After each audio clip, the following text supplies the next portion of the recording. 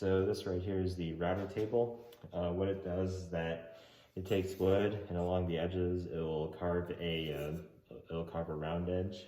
Right here we got the in-feed side on the right, and then the out-feed side on the left.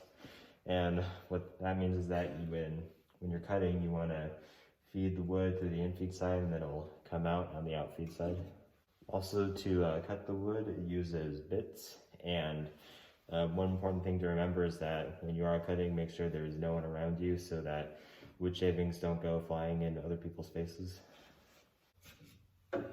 Also, you want to keep your fingers about 2 to 4 inches away from the wood. So about right here. And then keep your thumb to the side so you can still push it. And on the end, make sure to keep your fingers over here so that protects you from the bit and you can still push the wood through. Also, you're going to want to be careful not to overload the wood. Alright, now before you start cutting, you're going to want to adjust the fence to the right cut that you want. And you can adjust the fence with these knobs back here. You can loosen the bolt with a screwdriver.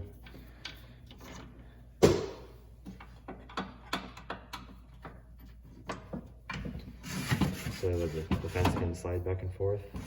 And depending on the cut you want, whether how small or deep it's going to be, you can push it forward to make it a small cut or push it back to make it a large cut. Now when it comes time to cut, you should know that you should stand right in front of the router. Don't stand on the left side or the right side. And this is the in-feed side, that's the out-feed side.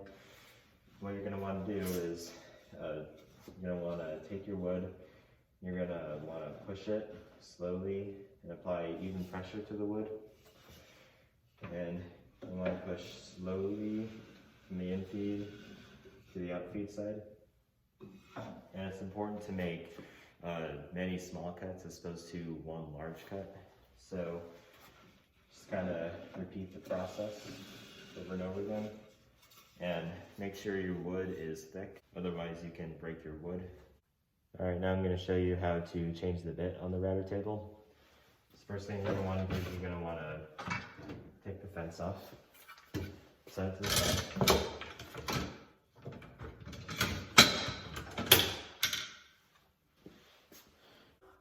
Also make sure that the switch is in the off position, which is when the switch is pushed towards the table. Also make sure that the actual router is unplugged from the rest of the machine. And then you're going to want to take the insert table out.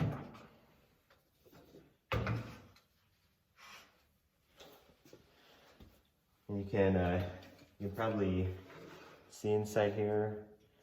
There's this little stand here for holding the bit, and maybe you can also see there's two nut-shaped holders in there for the bit. And the way that those work is it's pretty much the same as a Dremel, where it twists to tighten, and that's how it holds the bit in place. And normally you would use 2 wrenches that come with the router table, but I don't have those, so I'm going to use 2 wrenches.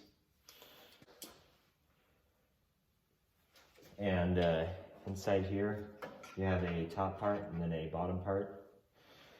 What I'm going to do is I'm going to stick one set of pliers around one. Then on the other side, I'm going to set the other pair around the top one. Come to the top and set the top pair on the other. Then what you want to do is you want to keep the bottom one in place while you twist the top one, and that's going to loosen it. Normally what you'd want to do is you want to stick the top one through one of these holes, although these don't really want to fit in those holes, so I do it through the top. Then you're going to want to insert your bit. This is an example bit.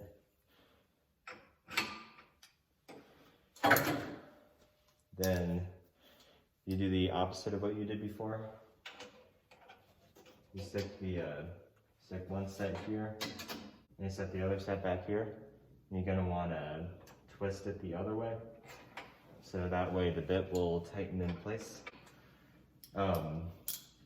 And you want wanna tighten it until it's a very good finger tight. Then tighten it the last amount, just to make sure that it's securely in place. Then you're gonna wanna stick the table back inside.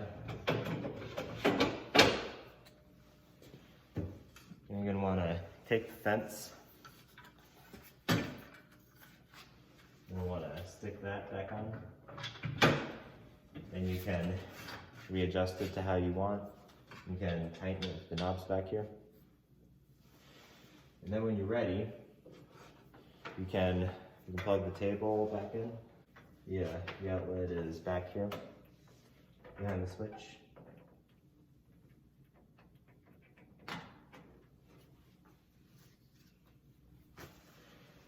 And then when you're ready, you can turn the switch back on by pulling it out. But I'm not going to do that. Also, what's nice about this specific fence is that on the top it has this ruler for measurements. And then this piece on the side is to blast dust away from you while you're working. Also, before you start cutting, you're going to want to wear some hearing protection because the router is actually pretty loud. And then that's it. You know how to use the router now.